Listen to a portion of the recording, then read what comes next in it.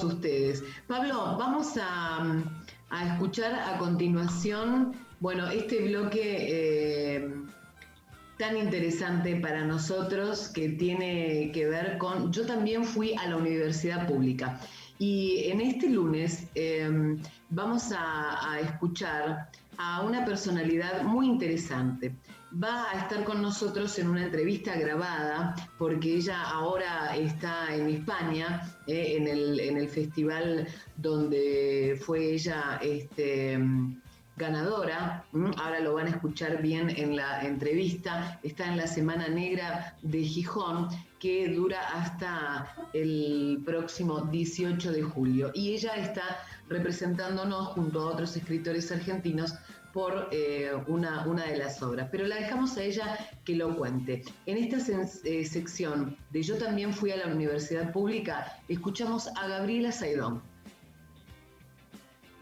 Es momento de... Yo también fui a la universidad pública, en Caput.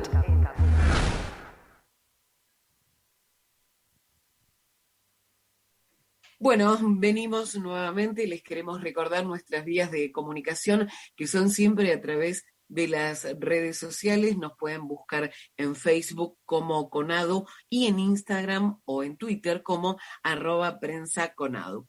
Bueno, la verdad que estamos contentísimos porque vamos a inaugurar una nueva sección en este programa de años ya, que ha cambiado de título también, Universidades por todos lados.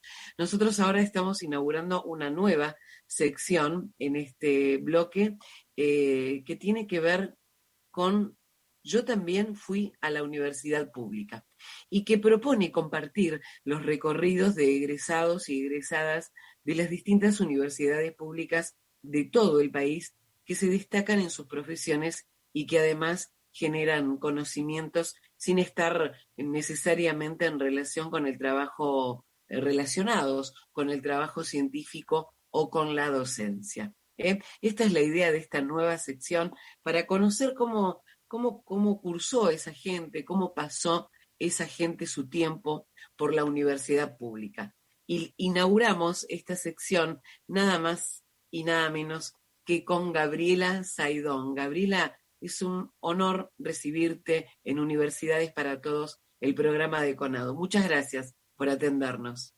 Hola Virginia, bueno, el honor es mío y la agradecida soy yo porque me hayan convocado para la inauguración de esta sección y por estar aquí en esta radio.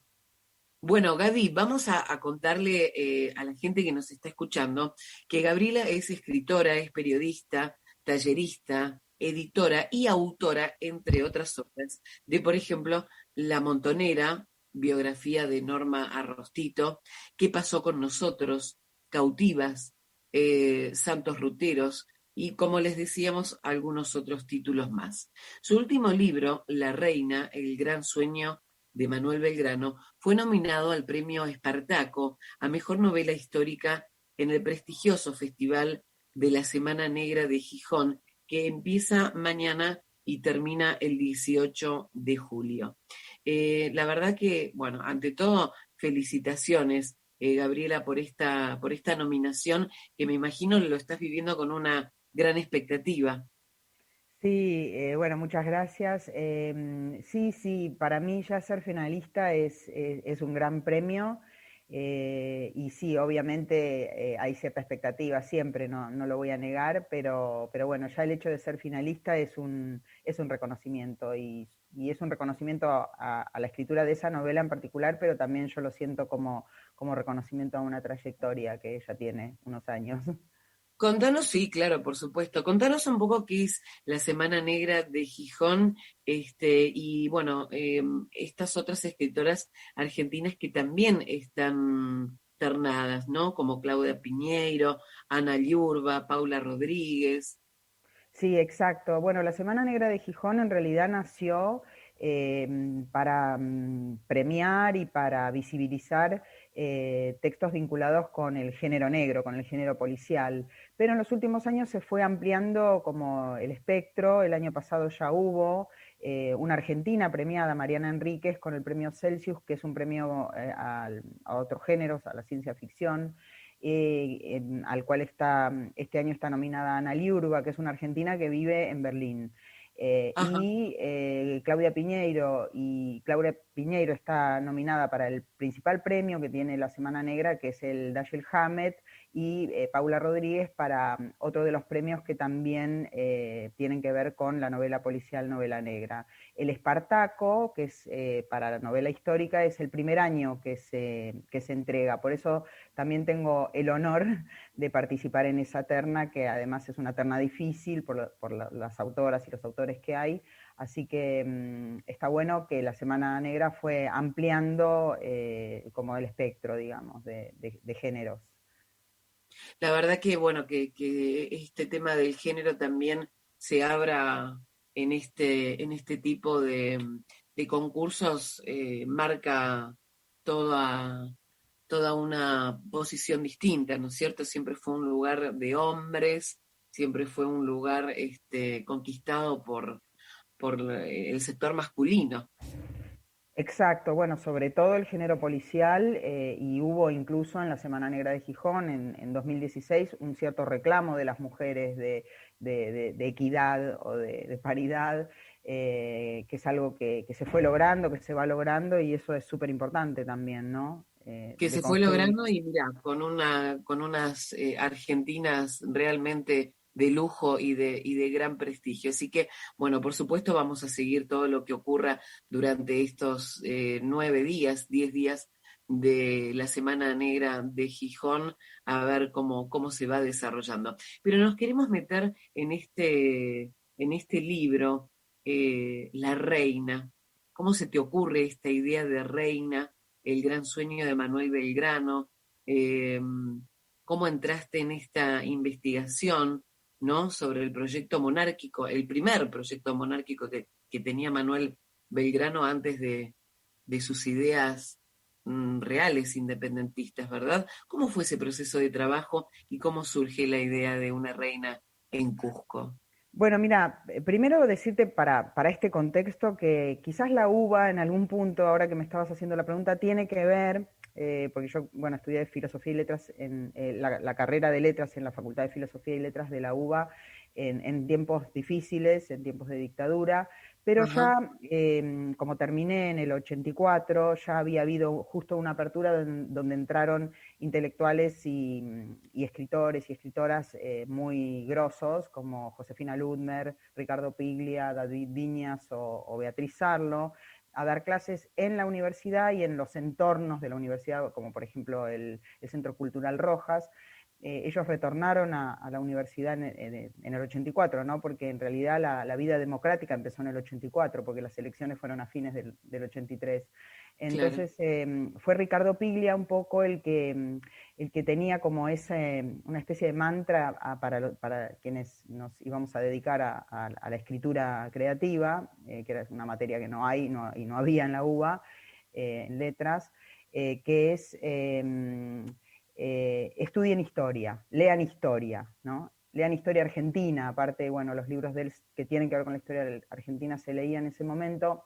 Y no sé si fue en ese momento o mucho después donde empecé a pensar en cómo meterme quizás en la historia. Y el tema del sueño monárquico de Belgrano me viene como obsesionando, como persiguiendo hace unos años, porque por eso mismo que vos decís, cómo una persona como Belgrano y en el núcleo en el que se movía Belgrano, que eran los más jacobinos, los más revolucionarios, digamos, ¿no? Como Castelli, Moreno, durante la Revolución de Mayo, ¿por qué él piensa en un proyecto monárquico?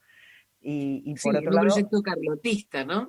Digamos, básicamente. claro, el primer proyecto fue el proyecto carlotista, ¿no? De la infanta Carlota de Borbón, digamos, la infanta Carlota de Portugal, que en ese momento estaba viviendo en Brasil. Toda la corte Ujú. brasilera portuguesa se había mudado a Brasil después de la invasión napoleónica, y ese fue el primer proyecto que se pensó antes de la Revolución de Mayo.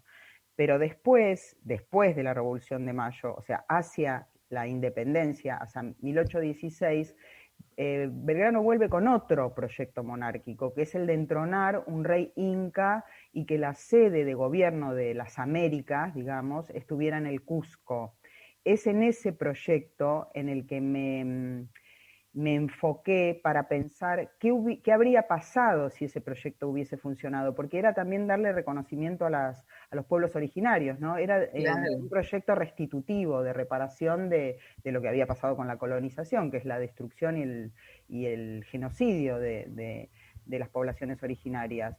Entonces, bueno, ahí pensé, bueno, ¿qué habría pasado si ese proyecto prosperaba? ¿Y qué habría pasado si ese rey, que estaba en la mira de Belgrano y de otros patriotas, que era Juan Bautista Tupac Amaru, que era el hermano del famoso Tupac Amaru, ¿qué habría pasado si no hubiese prosperado el regreso a la Argentina, a estos territorios, al Río de la Plata, de esa persona, que además era grande, tenía 79 años, y entonces Belgrano tenía que elegir a una mujer como reina. En eso se basa la hipótesis central o la ucronía en la que, a partir de la cual construye una novela que después no tiene nada que ver con la pregunta, sino que de lo que se trata es de la construcción de esa reina, del vínculo entre ese general que viaja en una misión secreta al Cusco y esa chica, una adolescente de 15 años que fue criada en un convento, que es descendiente de Tupac Amaru, como para hacer una síntesis. Interesantísimo, realmente. Súper. Súper, súper Me sumo, Vir, Sí. y Mariana, por acá favor. estoy, Mariana. Marianita. Me sumo a la Marianita, charla porque me salgo de la vaina por saludar a Gabriela, por meterme en esta charla sobre novelas, historias. Un placer enorme, Gaby, tenerte en esta sección e inaugurarla con vos. Nos estamos dando un gusto con Virginia Sabelo. Y me metía para consultarte esto que vos tomás, ¿no? De el paso por la universidad en épocas difíciles. En tu obra hay una impronta sobre los años de la dictadura, escribiste sobre Arrostito, tenés un primo que fue asesinado el 24 de marzo del 76. Bueno, preguntarte cómo vos notás esta relación de esos años oscuros de la historia argentina en tu obra. Bueno, hola Mariana, gracias por la pregunta. Obviamente, hablando de obsesiones, porque el siglo XIX es una época que me interpela, también los años 70 me interpelan ya desde un lugar mucho más personal, como vos estás mencionando, haber pasado la adolescencia, ahí estoy revelando edad, ¿no? Pasado la adolescencia en dictadura, vivido en una universidad muy represora de los cuerpos, pero también de las mentes, porque realmente fue un gran aire esos últimos años cuando entraron estos otros intelectuales que mencionaba, porque realmente era muy duro cursar en la UBA en esos momentos. Además era muy displacentero, ¿no? O sea, de todas maneras hubo docentes que eran muy buenos docentes, como Felia Kovachi en gramática, por ejemplo, hubo docentes que podían zafar, que podían estar más allá de la cuestión coyuntural, digamos, pero sin embargo, en general, obviamente que no fue la carrera ideal, y por eso existía lo que se llamaba la Universidad de las Catacumbas, que en realidad era como una instancia privada donde esos docentes que habían sido desalojados por la dictadura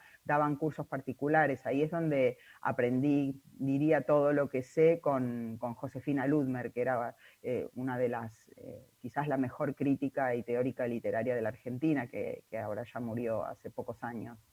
Así que bueno, obviamente los 70 me interpelan desde muchos lugares, por eso también se refleja eso, por ejemplo, en que haya escrito un libro como La Montonera, o sea, sobre una mujer, una guerrillera desaparecida, ¿no? Como una mujer política de esa época, ¿no? Guerrillera y desaparecida, y también la cuestión personal, pero más allá del asesinato y la desaparición del cuerpo de mi primo, con cómo viví o cómo vivimos las adolescentes y los adolescentes que no fuimos desaparecidos, que no militamos, que no tuvimos digamos, que nos fuimos desaparecidos, obviamente, ni siquiera fui en cana en esa época, digamos, cómo se vivía esa normalidad, y eso también estuvo en una novela que se llama Memorias de una chica normal tirando a rockera, con la hipótesis de que el rock fue nuestro refugio.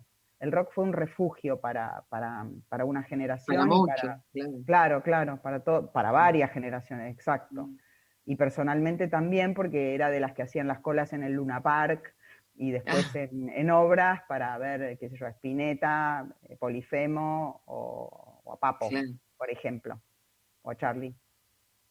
Claro, bueno, Gabriela, mencionaste un par de veces que sos licenciada en la Facultad de Filosofía y Letras de la Universidad de Buenos Aires, y como esta sección hace honor a eso justamente, queremos que nos cuentes con Mariana qué recordás de tu experiencia y de tu paso por esa facultad.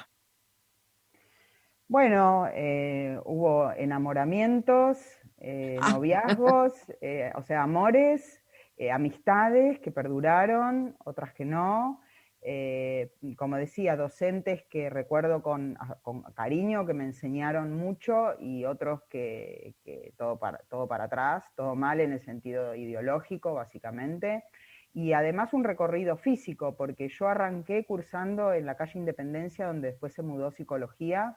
Soy prepuan, digamos, para darles una idea. Después pasé por la que era la ex maternidad Sardá, donde después estuvo sociología y comunicación en Marcelo T. Alvear, en la zona de la Facultad de Medicina, y ahí es donde curtí más bares, digamos, donde estudiábamos en los bares. Soy de la época de las clases desgrabadas y que se vendían en las librerías de los alrededores. Y bueno, es la experiencia, como les digo, es una experiencia doble, ¿no? De buenos recuerdos y recuerdos duros. Totalmente. Bueno, Gabriela, la verdad que, como dijo Mariana, es un lujazo que nos dimos en este programa, tener esta entrevista contigo, escucharte, da para quedarse muchísimo más, pero seguramente lo haremos en las próximas ediciones, contando a ver cómo va la semana de Gijón y cómo se va desarrollando todo el evento por allí. Así que desde aquí, no más que agradecerte por esta charla y por estar en Universidades por todos lados, el programa de CONADO. Bueno, muchísimas gracias a ustedes, Virginia, Mariana, me encantó la charla que tuvimos, y muchas gracias por la convocatoria, un honor para mí. Mucha suerte, Un abrazo. Gaby. Gracias. Besote. Chao. Universidades por todos lados. El programa de la docencia universitaria de CONADU, lunes 19 horas en Caput. Somos la universidad pública. En cambio, la universidad sí debe ir al pueblo. Pablo, bueno, llegamos al final, estamos pasadísimos de tiempo, llegamos así, de esta manera, con esta lindísima entrevista a Gabriela Saidón, que bueno, nos va a traer más noticias desde España, y a su regreso seguramente estaremos en comunicación con ella. Nos vamos, Pablo. Un programa muy intenso, no nos quedó espacio porque no podía atendernos Milagro Sala, se cumplieron 2000 días de la detención de Milagro como presa política. Es un tema que vamos a trabajar en las próximas emisiones, porque nos duele que haya presos políticos en Argentina, y en especial Milagro, una compañera originaria de Jujuy que ha hecho tanto por ese pueblo y que está sometida por una justicia local, la de Gerardo Morales, que bueno, se ensañó, como lo hizo también el gobierno de Macri, con ella como líder popular, pero también con muchos otros. Así que en las próximas emisiones estaremos contactándonos con ella, y le mandamos un fuerte saludo, porque bueno, nos duele a todos como militantes que ella siga estando presa. Totalmente, los micrófonos de este programa están abiertos para escucharla y así va a ser en las próximas ediciones. Nos vamos, gracias por estar del otro lado. Estuvo en la operación técnica Luis Javier, quien les habla Virginia Ozán, estuvo Pablo Macía. Pablo, muchas gracias. El saludo para Mariana Fernández Camacho en la producción y a Elizabeth Vega Cron, directora de Radio Caput. Nos escuchamos la próxima semana. Chau.